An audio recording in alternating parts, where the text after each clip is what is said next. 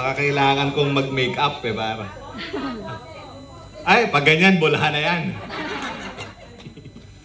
Si Asha, talaga, tutok ba sa akin yung camera? Ano, Facebook Live ba to? Walang live. Bawal live. Zoom. Zoom. Oo nga, bawal live. Tama. Unang-una po, thank you very much for inviting me to be your guest of honor today. Isa pong malaking karangalan sa akin ang makasama kayo ngayong umaga na ito. Of course, on behalf of my Ambassador, His Excellency Jose Cabrera III, I wish to extend my heartfelt congratulations sa inyo pong lahat, to the officers and members of the newly chartered, tama po ba? Newly established and newly chartered Kuwait Apolaki Eagles Club and Kuwait Apolaki Lady Eagles Group. May difference pala yan, ano? So yung Lady Eagles Group. Okay. Congratulations rin po sa ating mga new recruits, to our newly inducted members of these two clubs. Congratulations po sa inyo. Ito pong araw na ito is this event marks not only the chartering or the establishment of a new club or a new club, new organization, but this is also a beginning of a shared commitment to service, leadership, and sabi nga kanina, community involvement. Masasabi ko po, oops! Nako, ano kaya ibig sabihin niyan? Kuwait flag. Naku. Mamaya, puntahan natin yan. Ha? Wag naman. Wag naman. Sabi ko nga po, masasabi ko na ang ating pong okasyon sa araw na ito ay magandang simula para mas lalong maayos, mapaayos at maging matuwid ang landas na tatahakin ng inyong bagong samahan. Alam naman po natin ang pinanggalingan natin, ang istorya. We continue to look ahead to a brighter future. Move forward. Move forward na tayo. Hindi ko naman sasabihin na forget the past. No? While moving forward, dapat po we always remember and value yung mga past experiences natin. Paano po natin? How do we value our past experiences? Una po, dapat we continue to do the best practices that we know. Kasi ito po yung naging effective, ito po ang nagdala sa atin sa maayos na kalagayan. And we do not repeat yung mga bad ones. Kung may best practices na itutuloy-tuloy natin, yung mga bad ones, bad practices, huwag na nating ulitin. And this is similar to saying we learn from our mistakes. Not because we have a new club, hindi na tayo prone to commit mistakes. Kasama po yun sa kahit anumang organisasyon. Pero ang mahalaga is we learn from our mistakes. In doing so, we will become better versions of ourselves. And your organization, your club will become a better version of your old club. Agree po ba tayo? Agree. Yeah. For our officers and members ng Apolaki Eagles Club, Apolaki Lady Eagles Club, today is an opportunity to embrace responsibilities po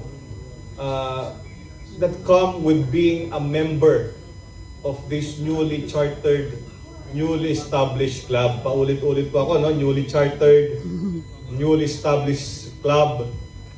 Pero gusto ko pong dagdagan. Hindi lang po newly chartered at newly established. Dapat po re-energized. Dapat po reformed. Dapat may reforma, may pagbabago. At dapat po revitalized. Hindi lang basta bago, kundi dapat lahat may energy, panibagong sigla. Kaya po ba yun? Kaya. So that together, you will embrace the responsibility to make a positive difference in the lives of others and in the community where we belong.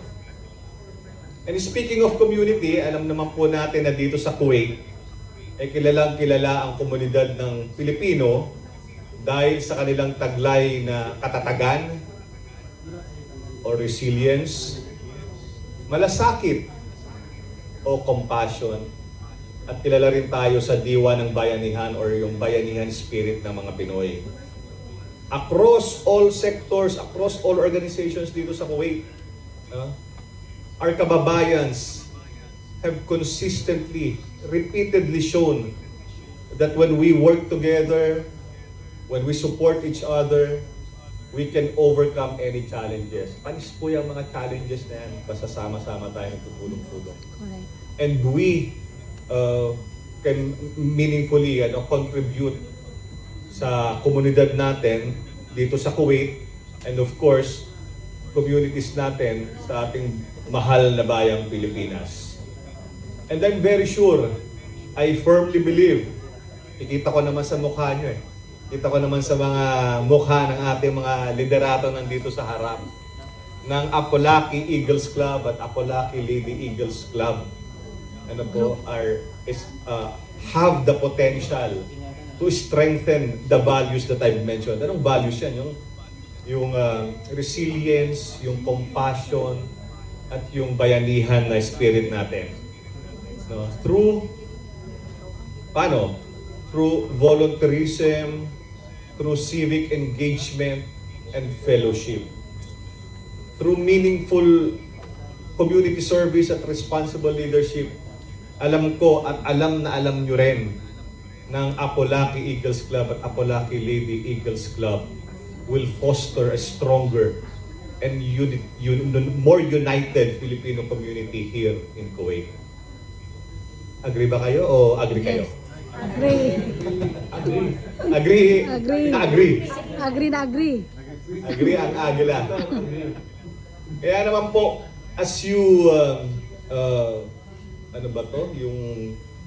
as you perform your roles, as you assume your roles, I urge you, I encourage you to lead and to serve, not just with enthusiasm. Siyempre kasama yun, dapat may sigla sa paglilingkod.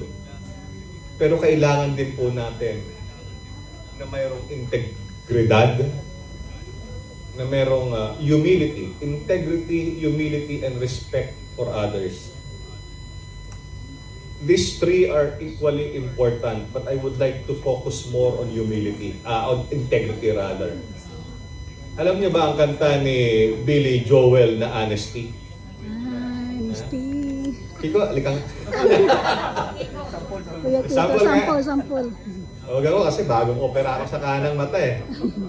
Kaya nga medya-medya lang yung boses ko, hindi masyadong forceful. Pero integrity and honesty, pareho siya, di ba? Ang sinasabi ni Billy Joel, integrity or honesty, nowadays, applicable pa rin, is hardly ever heard. Tama ba, Kicks? Honesty, integrity, nowadays, is hardly ever heard. But mostly, what we need from each and everyone.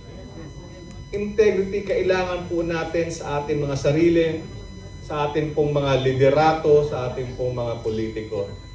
Kaya po nagkakanda, leche-leche. Kaya po ang daming, kabi-kabila ang korupsyon, kabi-kabila ang nakukulong because of lack of integrity. Hindi ko alam kung kaya nabuo ang Apolaki Eagles Club ay because of some issues also on integrity. I do not know about that. Nanguhula lang ako. Sort of. So, let us remember, let us serve and lead with integrity, humility, and respect for others. Allow me also to remind everyone that tayong lahat as representatives of the Filipino community abroad, we all share the responsibility to uphold the good name of the Philippines. Our conduct, our professionalism, our respect for the laws and the customs of the state of Kuwait. This will strengthen the reputation of the Filipinos here in Kuwait as responsible, hard-working, and trustworthy members of the community. Pag-igihan po natin yon. Itaas po natin ang pangalan ng Pilipinas at ng mga Pilipino dito sa Kuwait. And having said that, I also would like to express the embassy's willingness to work with and to partner with the Kuwait Apolaki Eagles Club and Kuwait Apolaki Lady Eagles Club in initiatives that will promote the welfare of our nationals, that will strengthen solidarity in the community, and that will celebrate the values of us people, of us Filipinos dito po sa Kuwait. So again, congratulations po sa lahat. First, sa chartering and establishment of the Kuwait Apolaki Eagles Club and Kuwait Apolaki Lady Eagles Group pala. Ano? Congratulations to all the officers and members, to the new inductees. Good luck on your upcoming events and all the best on your future endeavors. Before I end, I will also take this opportunity to share some reminders and announcements po sa parte naman ng Embahada. I hope our friends in the Philippines would indulge me. Maiksi na lang po ito, mga 3 minutes na lang po. And alam niyo na yung punchline, 3 minutes na lang. Meron po tayong special weekend services sa Embahada ngayon. July 10 ngayon at sa July 24. Nagkakaroon, dahil Friday, para mas marami po tayong kababayan na libre at makapunta sa Embahada, meron po tayong OWA membership renewal in preparation for the upcoming Servicio Caravan in November. Abangan niyo po yan, di ba? Ang OWA nag-issue ng OWA e-card. But one of the requirements for you to get an OWA e-card is you have to you have to be an active member of OWA.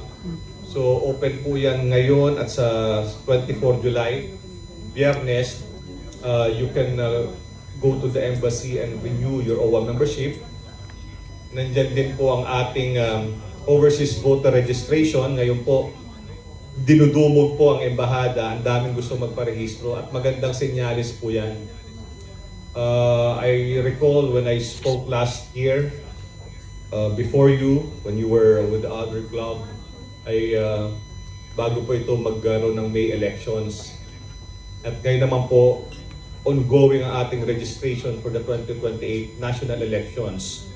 And us, abroad, we can vote for the President, Vice President, 12 Senators, and party list. Unlike sa midterm elections last year where we elected 12 Senators and party list only. So ito pong upcoming 2028 national elections, makakaboto po tayo kasama ang Presidente at Vice Presidente at 12 senador at isang party list.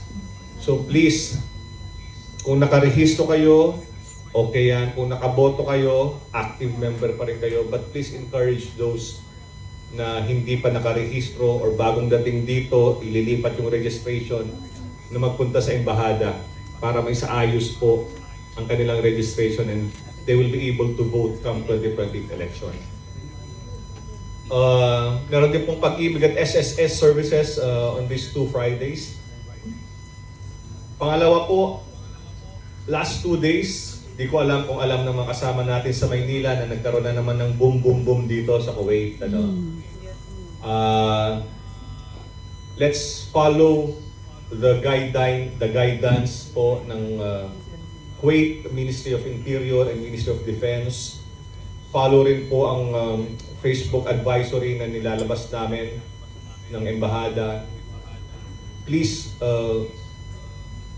alagaan po natin ang sarili. Yung sinasabi nila na huwag hahawakan yung mga shrapnel from interception. Sundin po natin. Huwag po tayong magbabalita at mag-share ng mga hindi dapat ibalita at i-share.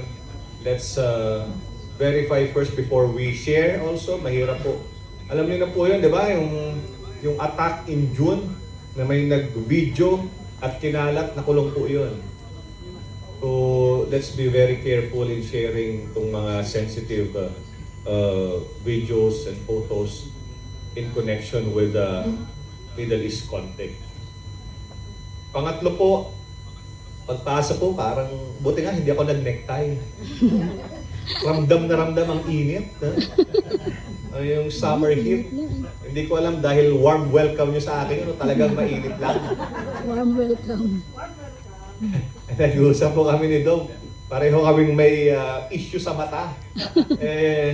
Kaya kanina medyo nag-shades ako dahil, naku, ganda ng view natin pero may silaw. No? Ingatan po natin ang ating sarili dahil dito sa init na ito. Let us always hydrate, tama yan.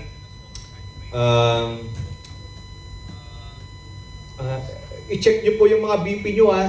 Oh. Hindi lang yung temperature, pati ang BP elevated. Pati ang sugar elevated. So alagaan po natin ang ating sarili. We need to be healthy for us to continue to support our families back home. At napakaganda po ng inyong samahan ng Agila dahil po kayo ay isang support system to one another. Sa liderato po ng ating club president, hindi niya po pababayaan na may yung lost sheep. Dapat siya ang pastol. Huwag pong hahayaan na may sumakabilang buhay at sumakabilang bahay. Yung mga ganun, di ba? Pangalagaan po natin ang flock natin. And nabanggit ko na kanina, let us be law-abiding citizens abroad. Ang Pilipino naman ay generally law-abiding when outside the Philippines. Hindi ko maintindihan. Pero pagbalik sa Pilipinas, kung magmaneho, ewan ko. Ang daming mga nagbabago pagbalik sa Pilipinas. We are law-abiding citizens abroad and we should be more law-abiding when we go back home sa ating bansa. Yun lamang po, ulit, maraming salamat po sa imbitasyon. Huwag po kayong magsasawang imbitahan kami. Ipagpaumanhin niyo po at nag-request ako na mauna na. At tuwing Biyernes po talaga Diyos ko, nagkakabuhol-buhol ang schedule namin. But I'm very honored and privileged to be spending this morning, this afternoon with you. At lalo na sa napaka-importanteng okasyon na chartering ng Kuwait Apolaki Eagles Club at Kuwait Apolaki Lady Eagles Group. Maraming salamat po sa inyo.